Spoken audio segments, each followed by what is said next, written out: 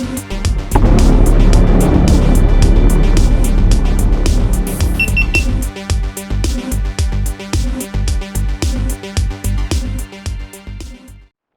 everybody, welcome back. It's Joey and Maria again. Hi everyone. You're watching VegasDtech, and today guys we got the Lake Mead water report, but we're going to be doing a little bit different. We're going to be riding the e-bikes. We're going to be taking the railroad tunnels that run through these mountains here all the way down. We're going to try to get to Hoover Dam. Not sure exactly how far we can get. I've never seen e-bikes or bikes period at the Hoover Dam, but we're going to go ahead and be taking these 5 consecutive tunnels all the way down here, and along the way we'll give the Lake Mead water report, and we'll try to give you some scenic views with the Insta360 camera. So yeah, let's head on down there, guys. Alrighty guys, so we're at Lake Mead today with the Lake Mead water report. So today guys, the water level at Lake Mead is 1,065.38 feet.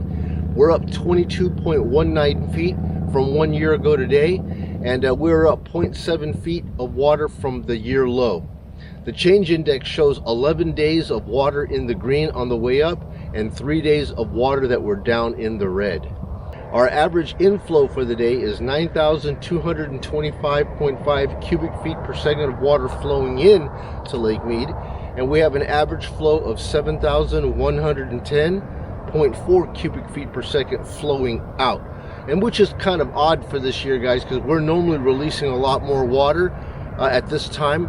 But because of the fact that we've had a very damp year, it looks like that California, Arizona is not needing as much of the water, so much of that water is able to stay here at Lake Mead. Those numbers are interesting because it shows that Lake Mead is receiving 40 to 50% more water than it's actually releasing for this time of the year. And guys, that is the Lake Mead Hoover Dam water report for today. All right, so we're about to enter the gates to the tunnels out here at Lake Mead. Now if you take a look at the sign over here, it really basically says that during the months of June through September they don't want you coming out here because the heat is so bad. They close the gates because people come out here and they don't have water, and they could just you know, have heat strokes and heat exhaustion. But it's open right now for us, so Marina and I are just going to come out here and bring you guys with us as we try to get down to Hoover Dam and try to give you some awesome views of Lake Mead along the way. All right guys, so we're passing through the first channel. I call this the V-cut. A lot of people like to go in here and stand in the center and push their arms out to the side and get that perspective like they're Samson and Delilah pushing these cliffs apart.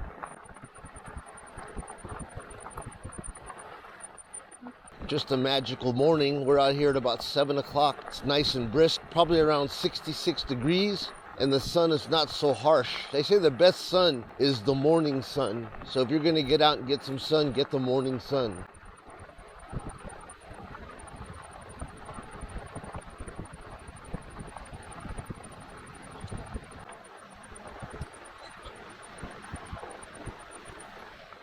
Just take a look at that breathtaking view right here this morning, guys. I hope the camera can give you a nice perspective as to just how wonderful this thing looks. Being up high here, being able to look down low into this valley and ravines and so forth. Probably a ton of arrowheads can be found through this little wash right here, going all the way out to the lake. Let's get back on this trail.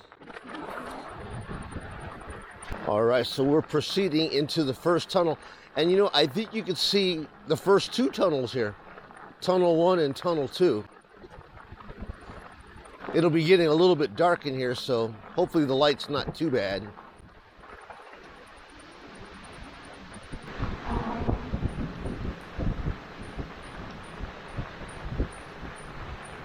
All right, so that was Tunnel 1. Let's take a look at that. Coming out of Tunnel 1. So have a look at this perspective of the lake here as we came out of Tunnel 1. Got to catch up to Maria. So they got this little barricade protector here because they're fixing the overhang so that rocks don't fall on you through the archway. And Maria should have the Insta360 hooked up to the front of her bike which is going to be able to give us a 360 perspective of everything that's happening on the front of her bike. And I'm behind her right now.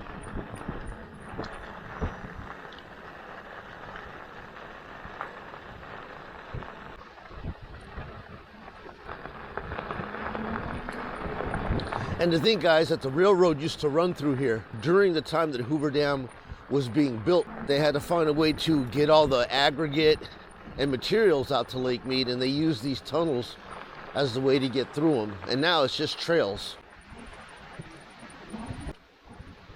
And again, we got these box cars here to shelter the overhang from rocks falling down on people.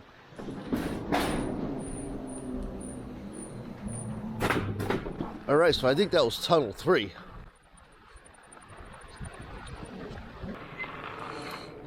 Another majestic shot of the marina early in the morning.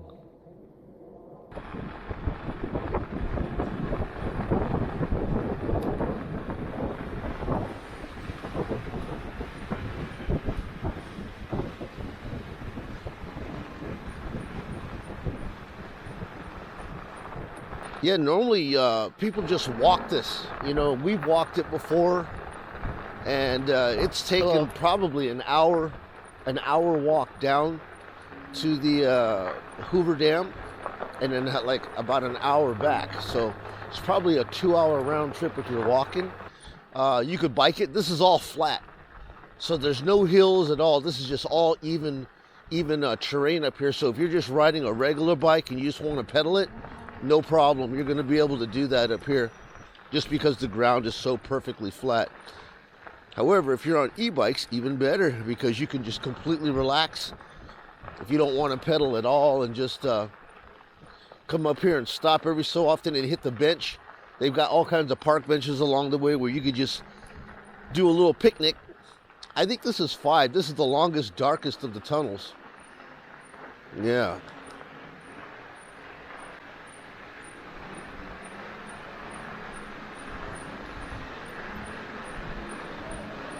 Yep, this is tunnel 5. So ahead of us here is actually going to be the entrance to Hoover Dam. Now up above should be the scenic overlook. Right above us to the right. We're gonna have to take a look and see exactly where we are.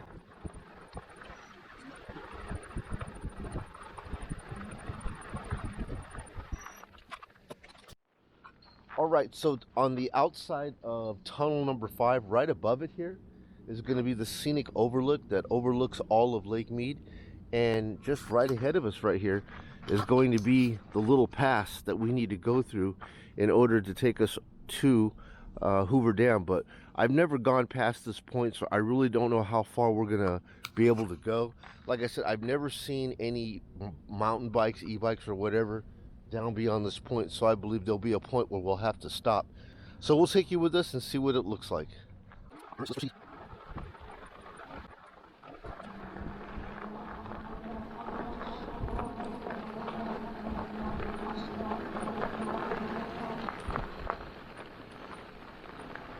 Looks like over here to the right side you're going to have all of the faculty equipment storage right here. Looks like you got some park services boats. Mostly it's just equipment to maintain the lake and the dam area.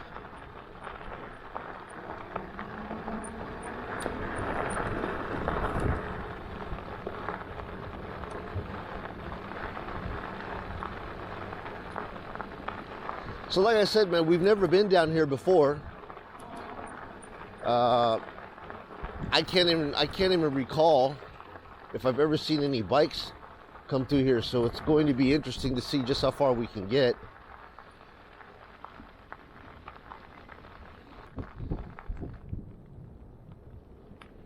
Another facility shed up here.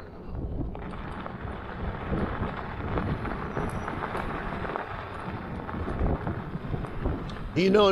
You know what? I do recall us bringing regular bikes through here once, but I told Maria, look at her, she's just charging ahead because she's got an e-bike. She's so brave now.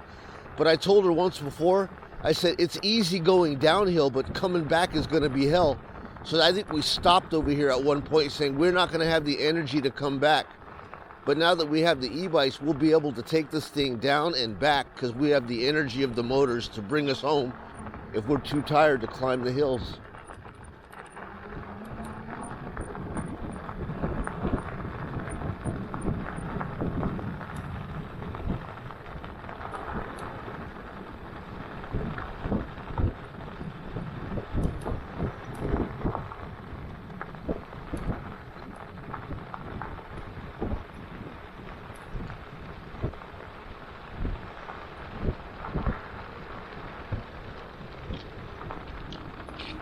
Let me get out ahead of Maria here. She's going to lose it.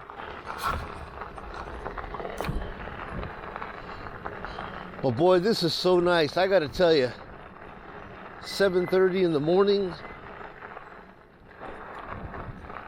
being able to go through these trails that I know that we wouldn't have had the energy to bike, you know, under our own power. I'm just waiting to find some signs up here saying no bikes allowed. So let's see if that happens. It doesn't say it so far. It still says trail. And I can see the power lines headed to the dam. The dam is just right down below us here, guys. Take a look. All right, so here's the power array.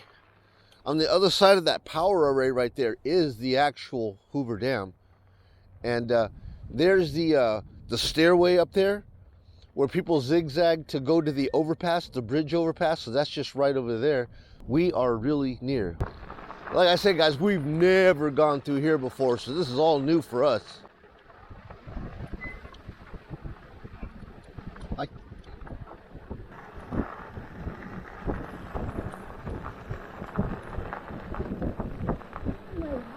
So check it out, guys. Here's some turbines.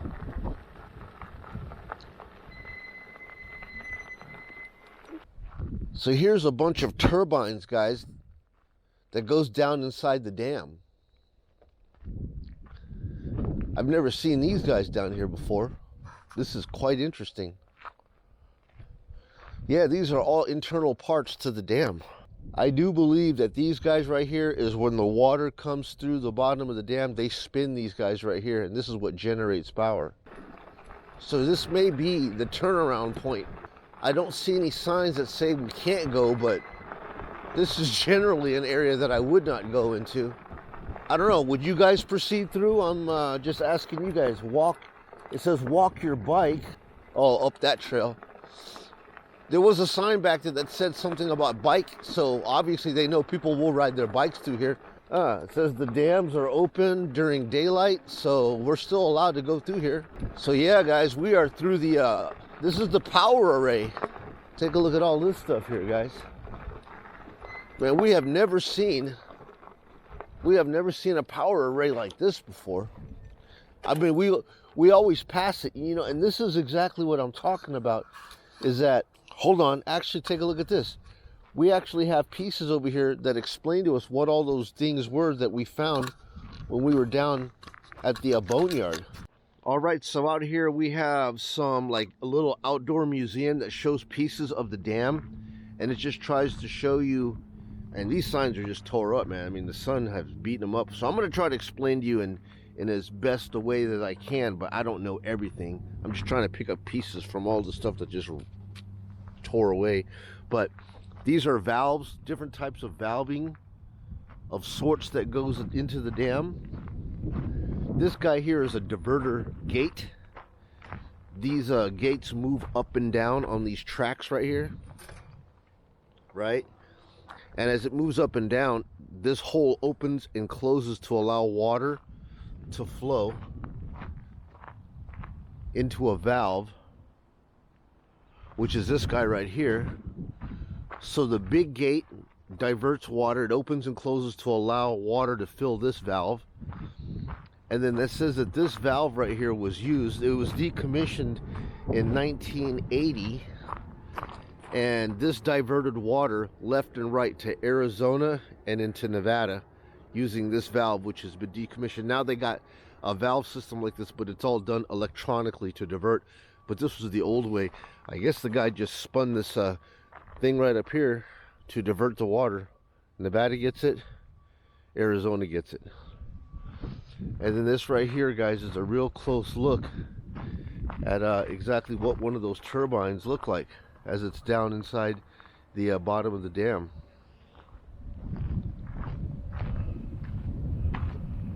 This thing is huge, guys. I mean, I don't know if I can give you enough perspective as to how I look like with this thing, but this thing is huge. And it even shows here, it's got like a pressure relieve chart recorder. It looks like a gas pump with a needle on it. Look, it's right here. It's actually sitting right there, man. A chart recorder. What does that thing do? It tells the power plant workers whether the pressure relief valve is functioning properly to flush water out of the scroll case if the turbine spins too quickly. It's kind of like a blow-off valve. They have like a blow-off valve. If this thing spins too fast, this gauge will let them know just the RPMs of it, and they just need to blow off some of that speed of the water to slow it down. So yeah, man, this is just all sitting out here. It's kind of nice, and you would never know that if you're just driving by the street out there. You know, on the other side of this power grid is the road that runs to the dam, and we pass by it all the time. Didn't even know this was back here. And you know, we're only able to come back out here and see this because we decided to take these trails, which we wouldn't have been able to do with a regular bicycle because we just don't have enough energy to ride it back. Coming down is easy, going back, forget about it. But we have the e-bike, guys, so we'll take you with us. Let's keep on going. All right, guys, so we're over here at the power array right now, and I tell you, when you're just sitting out here underneath it, it sounds like sizzling steak. I mean, you could literally hear, it feels like millions of watts of energy flowing through these lines here. And I could hear the sizzle of the energy running through these transformers and power lines out here. It's crazy. Bunch of snapping noises. But anyways, for you guys that want to know about, you know, biking down to the dam, you're going to get down to the power array, and then right over here, right as soon as you get to this point, there'll be some gates. And from this point right here, the dam is literally a matter of feet down below. But what do you do if you can't bring your bikes, right? Well, your bikes can be locked right here. But you know, the crazy thing about it is, do you trust having your bike sitting back here in the middle of nowhere by the power array? You know, especially if you got an expensive bike. I don't trust it. I mean, there's nobody back here to protect your bike or anything like that, but this is where you would lock your bike, and then you would just proceed on foot down through here, and you're all the way down to the dam, which is just at the bottom of these trails down here. Just a little couple of switchbacks. You're at the top of the parking structure, below the parking structure, at the dam. So now you know. And here it is, guys. The end of the end. No bicycles beyond this point. Yeah, so we were always wondering how far we could actually get, and here's the answer. And so from right here, it's just a straight walk down, bam, bam, bam, bam, down to the dam. Let's take a look and see. Yeah, look at these. Now you got all these switchbacks that you can walk. I wouldn't mind walking to the dam, but I have no way to secure the bikes. Oh, see? If we walk all the way down here, there's the parking structure. At the very top. Never been through here, guys. So take a look at that.